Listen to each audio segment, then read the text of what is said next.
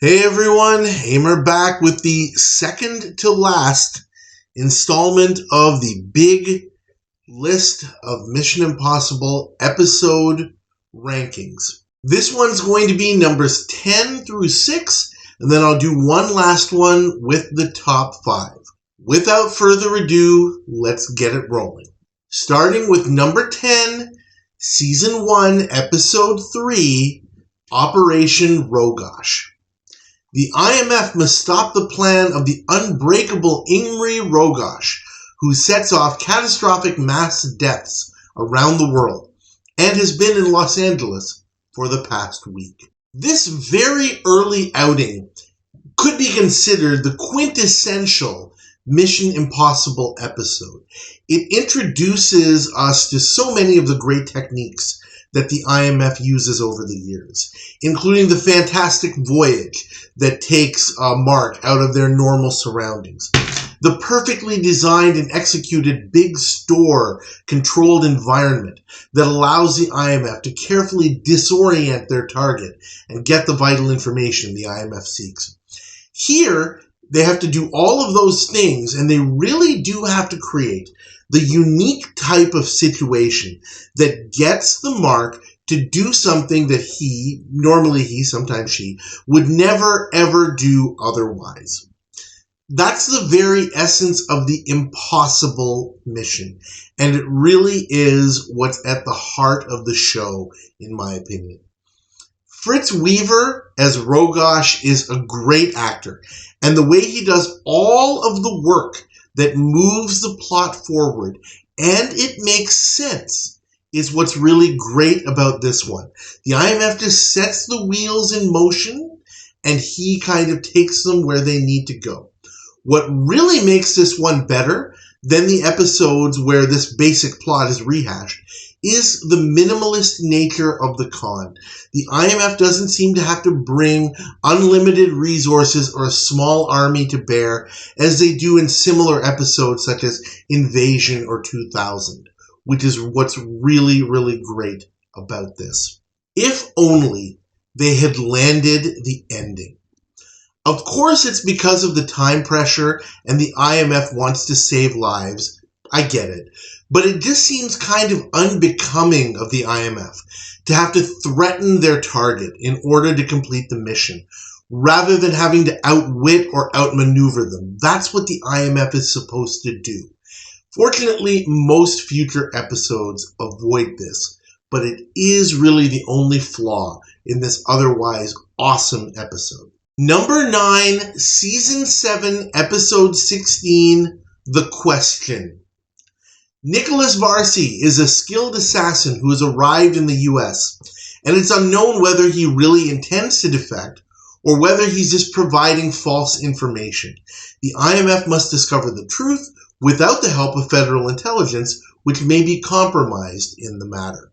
Elizabeth Ashley returns after Season 6's excellent encounter as guest female agent Andrea. And she's worth every moment of screen time she gets in this one, just as she was in the previous episode that she was in. But it's not just her. This is a fantastic plot and a fantastic story. It's worthy of the IMF. It's a really elite agent-level mission, not just a run-of-the-mill outwitting an opponent or staying one step ahead. Tilting the scales towards the IMF side, which happens so often, isn't really possible here because of the nature of the mission. The IMF is going up against targets that are just as intelligent as they are. This is a tremendous minimalist production. The opening sequence where Varsi is removed from uncooperative custodial security from federal intelligence is really well done. It's not flashy, but I feel that actually adds to the story and to the production. Much like Operation Rogosh, where the minimalism is a plus. The IMF makes the most out of having no help. There are people surrounding them, working against them at the same time. That creates an excellent level of difficulty in this one. Here, there is a brief romantic interlude between Andrea and Varsi, but it isn't really played up. It's not the focus of the story, so it's okay. This is definitely the best character reveal of the series. Unlike some episodes, such as Orpheus and Flight, where right from the beginning we know who the mystery person is. Or episodes such as Bagwoman, where it ends up being someone we don't know and we don't care about. This one is perfectly done. Kudos to the writers for getting it right here. If only, though, the ending was a bit more solid. There's just a couple of little things that would have made this oh so perfect. For example, Varsi makes a small oversight. He leaves Andrea in a room with a working phone. It's a bit coincidental that Jim is able to get into the room where Varsi and the wildcard character are hanging out to make the save at just the right time. Just little things, but they do make the ending not quite so perfect. Number 8, Season 5, Episode 1, The Killer. The IMF must prevent a murder for hire assigned to Eddie Lorca by someone named Scorpio. Without any knowledge of who, where, and when Lorca will strike, the IMF must prevent the murder and learn Scorpio's identity. I think it is impossible not to enjoy this episode, even as a casual fan of the show. Robert Conrad is perfectly cast as Eddie Lorca. The task is simple to follow, but not easy for the team to execute. And the constant improv and having the team be on their toes the whole way through is great to watch. It's a sharp contrast to having Barney or Paris or someone else just waiting for their turn to do their part of the mission, as happens so often when the team is able to take control of the action. There's a reason that this is the first episode to be redone in the Revival series. And I would argue that it was done better in 1988, but we'll get there and we'll discuss that when the time comes. This one is not just a great story, but a great production as well.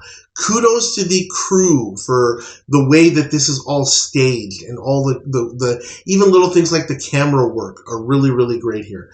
One of the most solid earned wins ever for the IMF. Because since the target and his plot are unpredictable, the show's plot is unpredictable too. And there is suspense until the very end in this one. If only. Don't adjust your router or your internet modem. I know I keep saying this a lot, but it's true. The ending wasn't unsatisfying because Scorpio just appears out of nowhere and turns out to be some random guy who we have, there's no foundation laid for who he is, why he's there, why it matters. It puts a damper on what is otherwise just an absolute crackerjack great episode. Number 7, Season 7, Episode 11, Kidnap. Jim is identified and abducted by a mobster who recognizes him from the operation in last season's episode Casino and demands that the IMF retrieve and turn over an incriminating letter in exchange for Jim's life. This is yet another really great premise for an episode, where an IMF member is recognized, targeted, and is in need of rescue. And like The Town, that episode, this time it's Jim again. The rest of the team gets a great day in the limelight, with Barney taking the lead, but Willie and Casey getting much more sturdy roles than usual. This is the first episode filmed with Linda Day George after she returned from maternity leave. She looks great. Her performance is fantastic. One of the best things about this episode is that the gadgetry used is so simple yet effective. The IMF make keys that they need out of simple materials. Jim is able to MacGyver his cell effectively using just household items, things that are lying around. Barney does some simple elevator manipulation. So simple, and that's what makes it so great. None of the team is just sitting around waiting for the action to come to them, which is rare in later episodes. And a decent wild card is revealed in the middle of the episode that is fairly effective in moving the plot forward. If only this episode avoided some painful dialogue in some scenes. And had there been some of the actors brought back from the episode Casino from which this was based, that would have established some continuity, and I feel that that would have made this episode better. Number 6, Season 3, Episode 12, The Exchange. Cinnamon is captured when a mission in the Eastern Zone doesn't go quite to plan, forcing Jim to concoct a new plan to rescue her. This is one that I have moved up the ladder because of viewer feedback. I do actually read and respond to comments. This episode touches all the bases. The story starts off a bit too spy for my liking, but then gets way better and cerebral. The IMF really has to outthink their opponents to get the job done on the fly, which is agent-level work, and that's what I love to see. John Vernon as Colonel Strom is quality all the way. Will Kuleva fills his role really well as the aging foreign agent Rudolph Kurtz, and Robert Ellenstein as Dr. Gorin is the icing on the cake here. The IMF's execution of the plan to exchange Kurtz for Cinnamon after tricking him into divulging information is outstanding. Cinnamon being a genuine risk during this mission is extremely poignant. You feel what she is feeling, and that's always a great thing. I'm going to stick by my original statement that this is Barbara Bain's second finest hour, only because of the fact that during much of the episode, especially when she is forced to face her fear of confinement and claustrophobia, she's not acting. But that doesn't make her performance any less impressive in this hour, which has suspense and drama the entire way through. If only. Sorry, but I still feel that this is a bit of an excuse plot. The crisis of the episode is triggered when Cinnamon, gets what she needs to get from a safe. All of that goes perfectly well to plan. And then she basically tosses something out the window to where Jim and Rollin are waiting. But an alarm gets triggered because the open window invites a pigeon who basically sets off the alarm. And I mentioned in my full review, and I do stand by it, I'm sure that there was another way to have that seem less, less contrived and less haphazard. I'm sure that there was a way, and just the way that the producers kind of framed it, emphasizing, kind of zooming in on that point on the photoelectric cells that are part of the alarm, and the pigeon kind of flying in and just kind of lampshading it, just so that it's like, oh well, gee, I know what's going to happen here. Yeah, that's a little bit problematic for me. I wish that they had found a better way of doing that. And that's it for this section of the big list. There's only 5 left. If you're paying attention, you know what they're going to be. And I'll put that last installment of the big list together very, very soon. This has been a great ride. I have really enjoyed doing this, as I've mentioned many, many, many times. Thank you all for watching. Please like this review video.